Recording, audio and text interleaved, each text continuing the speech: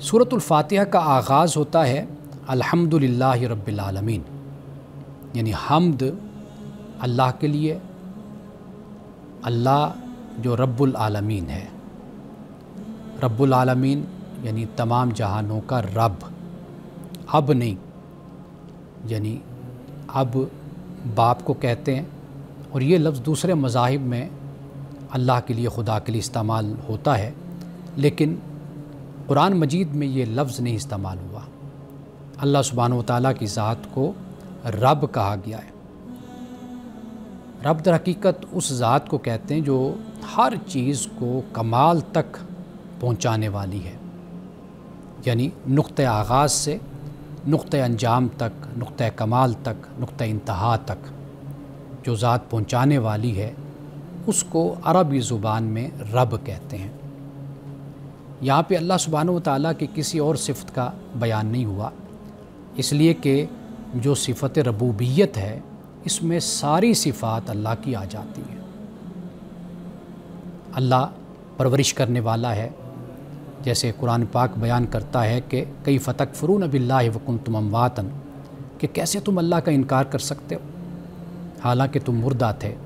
یعنی تم عدم میں تھے، تو پھر فاحیاکم، اس نے پھر تمہیں زندہ کیا، تمہیں زندگی دی، یعنی وہ تمہیں ایگزسٹنس میں لایا۔ ثم یمیتکم، پھر وہ تمہیں مارے گا، ثم یحییکم، پھر وہ تمہیں زندگی دے گا، ثم الیہ ترجعون، پھر تم اسی کی طرف لوٹائے جاؤ گے۔ تو لہٰذا عدم سے وجود میں، وجود سے پھر موت کی طرف، پھر موت سے زندگی کی طرف، پھر اس کے بعد اللہ کا اٹھانا، بندوں کو اپنی بارگاہ میں لانا، یہ رب ہی ہے جو یہ سب کچھ کرتا ہے۔ اب ناظرین کرام، تھوڑا سا اس نقطے پہ، اس بات پہ آپ غور کیجئے۔ آپ دیکھیے کہ ایک بچہ پیدا ہوتا ہے، یعنی انسان کے ہاں کسی بچے کی ولادت ہوتی ہے، اللہ سبحانہ و تعالیٰ پہلے ہی اس بچے کے رزق کا اہتمام کر دیتا ہے،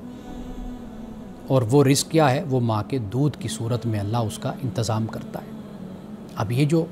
ماں کا دودھ ہے، آپ دیکھیے کہ اس بچے کا جو سٹامک ہے، اس کا جو معدہ ہے، وہ کوئی اور خوراک نہیں لے سکتا،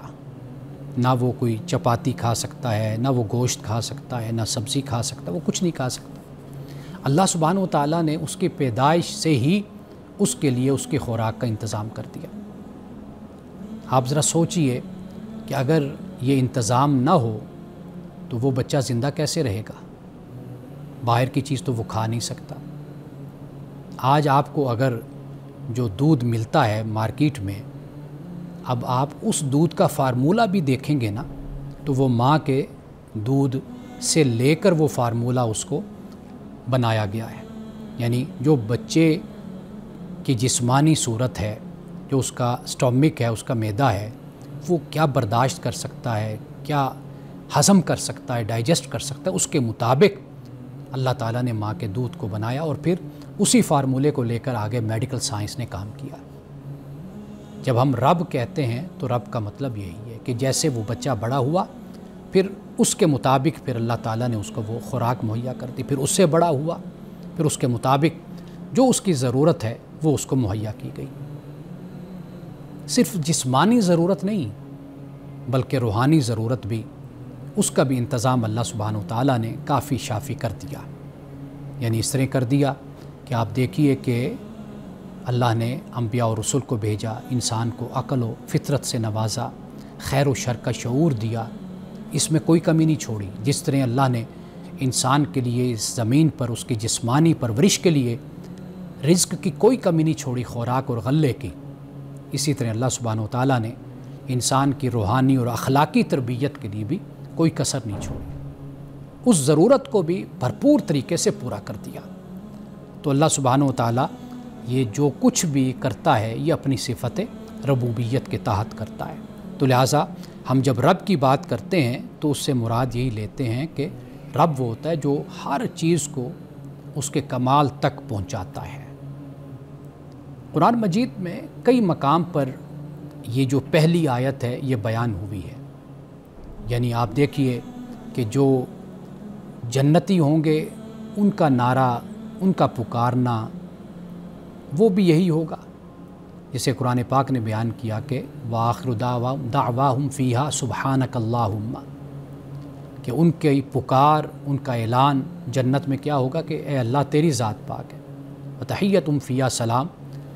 اور ان کے لیے جو آداب ہوں گے، جو تحیہ ہوگا وہ کیا ہوگا، وہ سلام ہوگا، اور آخری بات جو جنتیوں کی زبان پر ہوگی وہ ہوگی الحمدللہ رب العالمین، اے اللہ تیرا بہت شکر ہے، بہت شکر ہے کہ تو ہی اے اللہ تمام جہانوں کا رب ہے۔ تو اسی طریقے سے اللہ کے فرشتے کہ جب قیامت کا دن ہوگا تو اللہ کے فرشتے اللہ کے عرش کو گھیرے ہوئے ہوں گے، تو وہ بھی وہاں پر اللہ کی تسبیح بھی کر رہے ہوں گے، اور ساتھ یہ بھی کہہ رہے ہوں گے کہ الحمدللہ رب العالمین، الحمدللہ رب العالمین۔ قرآن مجید میں ایک مقام نہیں، کئی مقام پر جنتیوں کی آواز یہی ہوگی، ملائکہ یہی کہہ رہے ہوں گے، اللہ کی مخلوقات یہی بول رہی ہوں گی کہ اللہ تیرا شکر ہے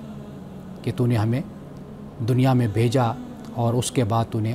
جنت ہمارے لیے تو نے جائز کر دی، ہمارے لیے جنت کے دروازوں کو کھول دیا۔ ناظرین کرام، یہاں پہ ایک لفظ عالمین بھی ہے، میں چاہتا ہوں کہ ان الفاظ کو میں کھولوں تاکہ آپ دیکھیے کہ قرآن مجید کی خوبصورتی، قرآن کا حسن و جمال کیا ہے۔ ایک ایک لفظ ایسے ہے کہ جیسے موتی پروئے ہوتے ہیں۔ عالمین، عالم، جہان کو ہم کہتے ہیں، عام طور پر اس کا ترجمہ ہم یہی کرتے ہیں، لیکن ایک ہوتا ہے عالم، عالم کا مطلب ہوتا ہے جاننے والا،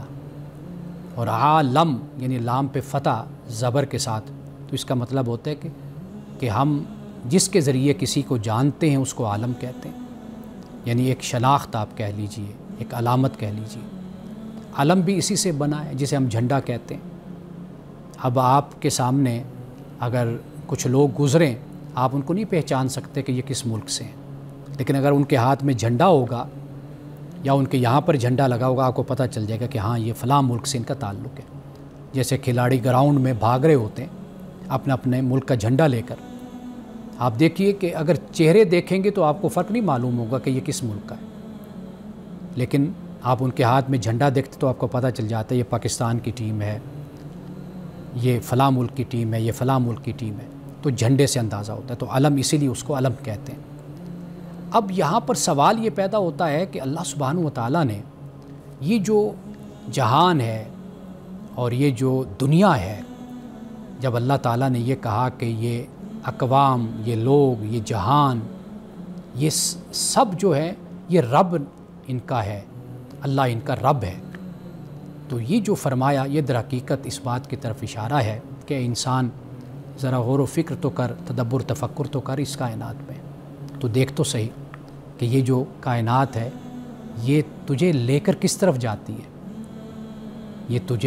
یہ در حقیقت علامت ہے، یہ ایک نشان ہے کہ جب تو اس جہان کو دیکھے گا